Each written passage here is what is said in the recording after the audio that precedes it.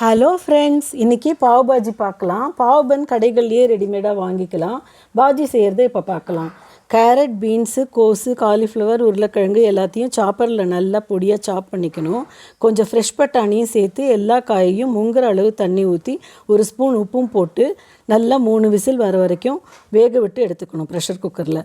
இப்போது ஒரு பேனில் 2 டேபிள் ஸ்பூன் எண்ணெய் விட்டு சீரகம் தாளித்து வெங்காயம் 2, 4 பல் பூண்டு, ஒரு சின்ன பீஸ் இஞ்சி எல்லாத்தையும் பொடியாக நறுக்கி பேனில் போட்டு நல்லா கோல்டன் ப்ரௌன் ஆகிற அளவுக்கு வதக்கிக்கணும். மீடியம் சைஸ் தக்காளி 2 நல்லா பொடியாக நறுக்கி அதையும் போட்டு நல்லா வதக்கிக்கணும். பாவ் பாஜிக்கு அந்த யுனிக் ஃப்ளேவரும் டேஸ்ட்டும் கொடுக்குறதே குடமிளகா தான். அதனால் கட்டாயமாக பச்சை குடமிளகா வேணும். இங்கே நான் பச்சை, சிகப்பு, மஞ்சள்னு எல்லா வெரைட்டி குடமிளகாயுமே பாதி எடுத்துட்டுருக்கேன். எது அவைலபிளாக இருக்கோ அதை எடுத்துக்கலாம். இப்போ குடமிளகாயும் நல்லா பொடியாக நறுக்கி போட்டு வதக்கிக்கணும்.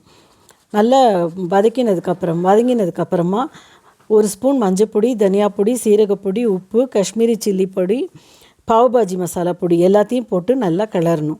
இதில் காரப்பொடி காஷ்மீரி சில்லி பவுடர் போட்டுண்டா பாஜி கலர் நல்லா ரெட்டாக நல்லாயிருக்கும். அது இல்லைன்னா நார்மலாக நம்ம வீட்டில் இருக்கிற காரப்பொடியே போட்டுக்கலாம். அது மாதிரி மசாலா பொடியையும் பாவ் பாஜி மசாலா பொடி இருந்தால் போட்டுக்கலாம். அப்படி போட்டால் டேஸ்ட் நல்லா சூப்பராக சாட் கடைகள்லாம் கிடைக்கிற மாதிரி அந்த ஆத்தென்டிக் பாவ் பாஜி டேஸ்ட் இருக்கும். அப்படி இல்லைன்னா நம்ம நார்மல் கரம் மசாலா பொடியே போட்டுக்கலாம். இப்போ எல்லாத்தையும் சேர்த்து நல்லா கிளறி பொடி வாசனை போகிற வரைக்கும் நல்லா மீடியம் ஃப்ளேம்லேயே வச்சு நல்லா வதக்கணும். வதங்கினதும் வெந்த காய்களை எடுத்து போட்டு கலக்கி நல்லா 2 நிமிஷம் கொதிக்க விடணும்.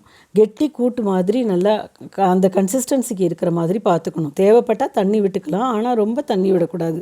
கூட்டு மாதிரி கன்சிஸ்டன்சி வர அளவுக்கு வச்சுக்கணும். இப்போ அடுப்பை லோ ஃப்ளேமில் வச்சுட்டு ஒரு கரண்டியோ இல்லை மேஷரோ போட்டு நல்லா காய்கறிகளை நல்லா மசிச்சுக்கணும். நல்லா மசித்ததும் ஒரு டேபிள் ஸ்பூன் வெண்ணெயும் பொடியாக நறுக்கின கொத்தமல்லியும் போடணும். பாஜி ரெடி.